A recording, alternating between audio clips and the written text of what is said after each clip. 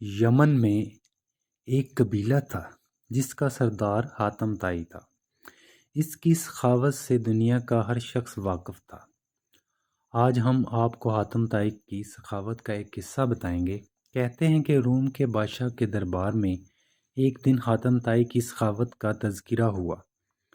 ایک شخص نے بتایا کہ حاتم طائی کے پاس عمدہ نسل کا ایک گھوڑا ہے۔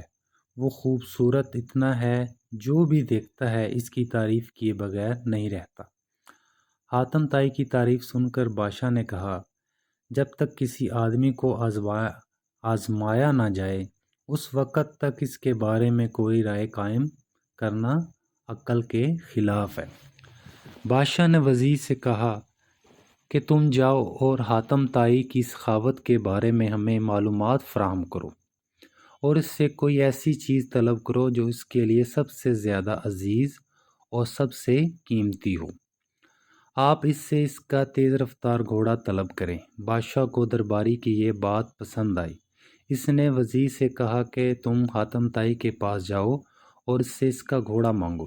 اگر وہ گھوڑے کا احسار کرتا ہے تو حاتم طائی یقیناً سخی ہے۔ وزیر اور بادشاہ کے درباری سفر طے کرتے ہوئے رات کے وقت حاتم طائی کے گھر پہنچے۔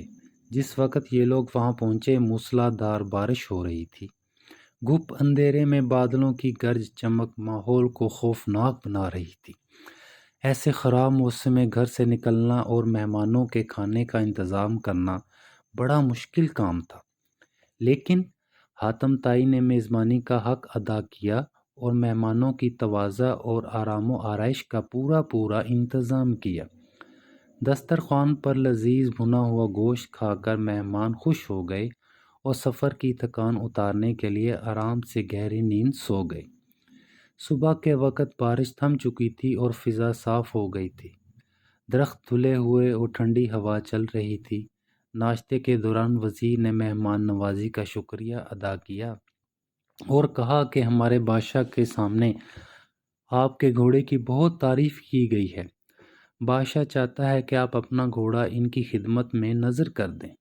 وزیر کی بات سن کر حاتم طائی افسوس کے ساتھ ہاتھ ملنے لگے اور افسردہ لہجے میں کہا کہ اگر آپ گھوڑا لینے آئے تھے تو یہ بات آتے ہی مجھے بتا دینی چاہیے تھی، لیکن اب میں مجبور ہوں اس لیے کہ میرا پیارا گھوڑا اس دنیا میں نہیں ہے۔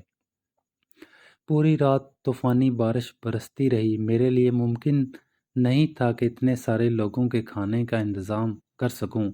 یہ بھی ممکن نہ تھا کہ گاؤں سے ضیافت کے لیے کوئی جانور منگوا سکتا، لہٰذا میں نے گھوڑے کو ہی ذبح کر دیا اور اس کا بھنا ہوا گوشت دسترخوان کی زینت بن گیا۔ وزیر حاتم طائی کی یہ بات سن کر حیران رہ گیا۔ بادشاہ کو جب یہ سارا قصہ سنایا گیا تو بادشاہ نے بھی حاتم طائی کی سخاوت کی تعریف کی۔